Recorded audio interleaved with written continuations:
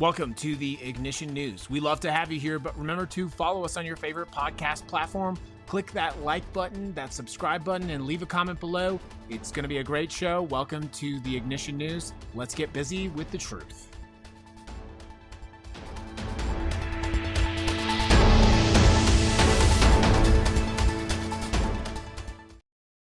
Good morning and welcome to the Ignition News. This is the third time that I'm recording, so I guess third time is the charm. How is everyone doing today? It is April 16th, 2026, and we have just 4 stories today that all tie together, I think, really neatly. But first, let us talk about things that have happened today on April 16th throughout history. Did you know on 1789, George Washington departed Mount Vernon for the first presidential inauguration in New York City? In 1818, the U.S. Senate ratified the Rush-Bagot Agreement, establishing an unarmed border between the United States and Canada. Sure hope I said that right. In 1862, President Abraham Lincoln signed the District of Columbia Compensated Emancipation Act, ending slavery in Washington, D.C. And in 1945, the U.S. Army liberates the Oflag 4C prisoner camp in Colditz, Germany. 1964, the Ford Mustang is officially introduced for a sale price of $2,368. Incredible. It is National Wear Your Pajamas to Work Day. It is National High Five Day. It is Day of the Mushroom and National Eggs Benedict Day.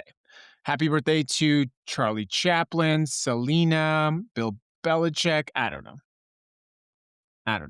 Anyways, which superhero is exempt from paying taxes? It is Spider-Man because all of his income is net. Yes. Why don't skunks ever have to pay the IRS? Well, that is because they don't have 1 cent. Listen, I told you the jokes are not always going to be good jokes. Let's get into the news today. The Secretary of Defense stood at a Pentagon podium and compared the American press corps to the Pharisees who persecuted Jesus. Then the president is feuding with the Pope, as you well know, not over theology, but over whether bombing Iran is holy. And while all of that was happening, there was massive shift in the Democratic Party with 40 Democrats voting to stop sending bombs to Israel. And their own party leader, Chuck Schumer, voted against them. Let's get into the stories. The continuing thread between this administration and its battle with the Catholic faith is really astonishing to see. Something I don't think that I could have predicted in this particular time, although it's not surprising. But let's go ahead. Pete Hegseth turned a Pentagon briefing into it was about Iran. It was an operations meeting into basically a church sermon. 5 minutes into what was supposed to be just a regular military update, he pivoted away from the war, and started talking about church. Hegseth told reporters he had been sitting in service on Sunday, listening to a passage from the book of Mark about the Pharisees watching Jesus heal a man with a withered hand. And as he sat there, he said, he realized that the American press, is like those Pharisees. Absolutely unbelievable statement. He called the coverage of the Iran war garbage and said that journalists were unpatriotic. He said their hearts were hardened just like the Pharisees and that they refused to see the goodness of what Trump was doing in the Middle East. That's the Secretary of Defense. This is a man who's overseeing a war that we already know has killed 1,700 Iranian civilians, probably many more, 17 health care facilities, 22 schools, and at least 13 American service members are dead. And that man stood at the podium and compared journalists covering that story to enemies of Jesus. This is dangerous rhetoric, and it only escalates from here. This is coming from the same administration where the president, of course, posted himself as Jesus and then claimed that he was a doctor. The same week, J.D. Vance told the Vatican to stick to matters of morality. And, of course, the same stretch where Democrats have filed impeachment articles against Hegseth. Scripture. The defense secretary is talking about scripture and comparing the United States press to Pharisees.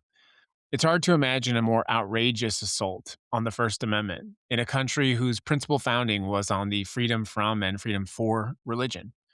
Yet here we are.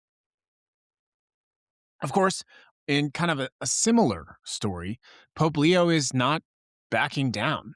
While Pete Hegseth is blabbering on at the Pentagon, Pope Leo traveled to the western city of Bamenda, the epicenter of a separatist conflict that has ravaged the region for nearly a decade. He presided over a peace meeting with a traditional chief, a Presbyterian moderator, an imam, and a Catholic nun. Separatist fighters declared a 3-day ceasefire just so that the Pope could travel safely. And from his pulpit at Joseph's Cathedral, he delivered a message that was really hard to miss. He condemned what he called a handful of tyrants who are ravaging the earth with war and exploitation.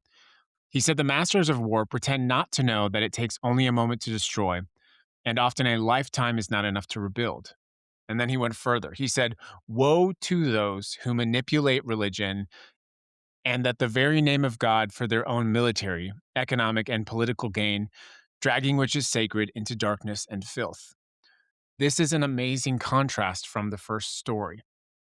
Now, he did not name the president, he did not name Hegseth, but he didn't have to. I mean, just ask yourself, when you heard those words from the Pope now, what did you think of?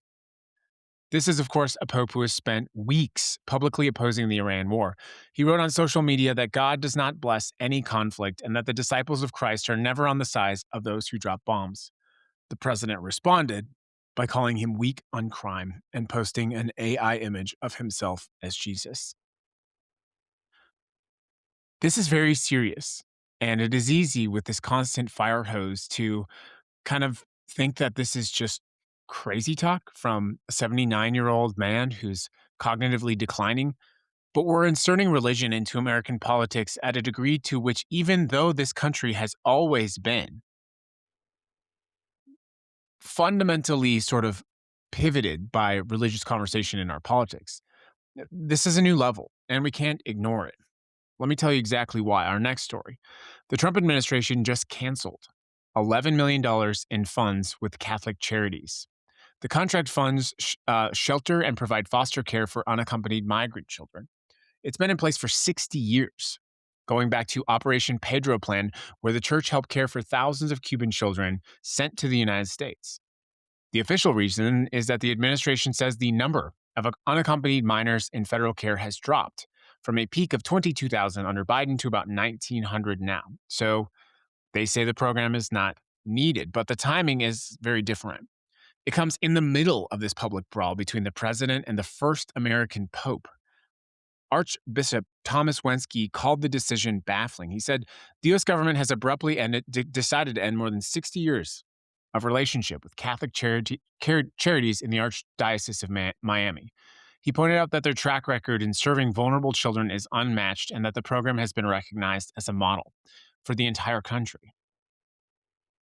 Now, principally, I have some problems with federal money going into any kind of religious program, but the connection here is impossible to ignore.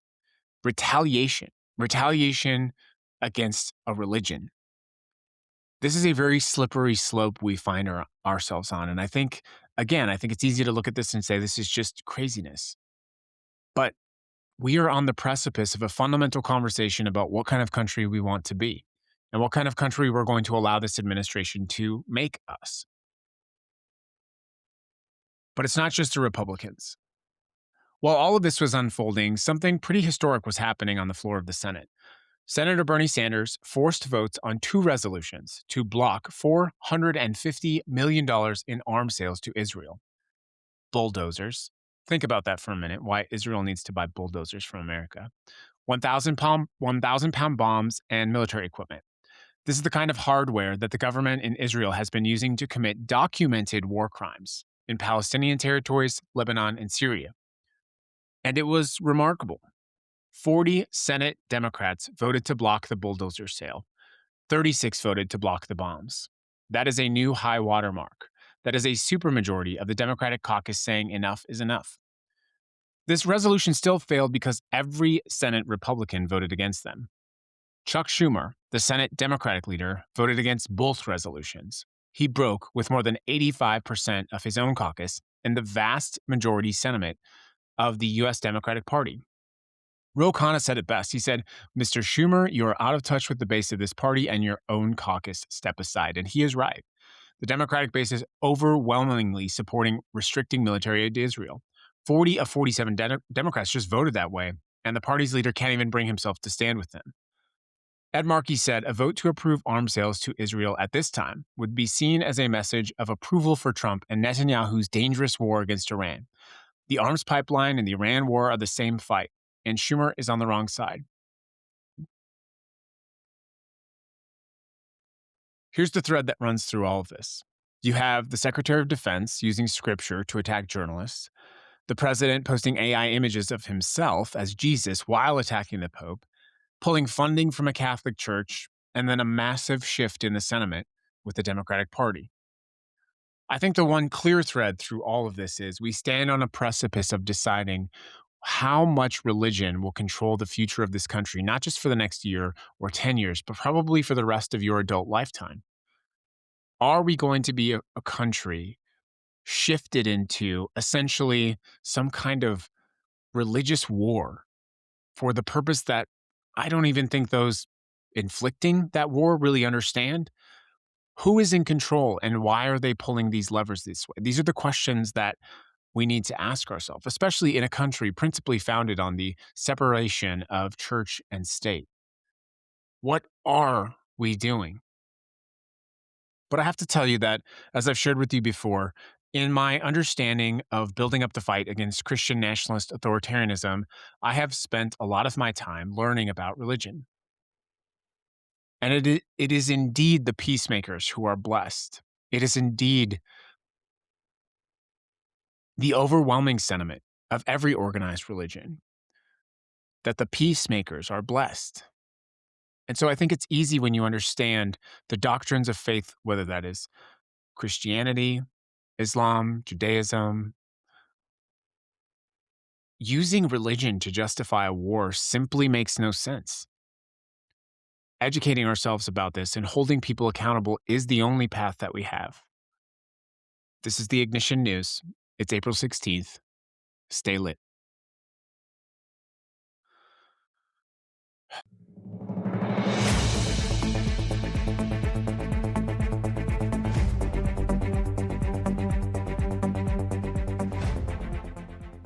This has been today's episode of The Ignition News. Please consider following us on all of your favorite podcast platforms, whether that's Spotify, Apple Podcast, YouTube, or Substack.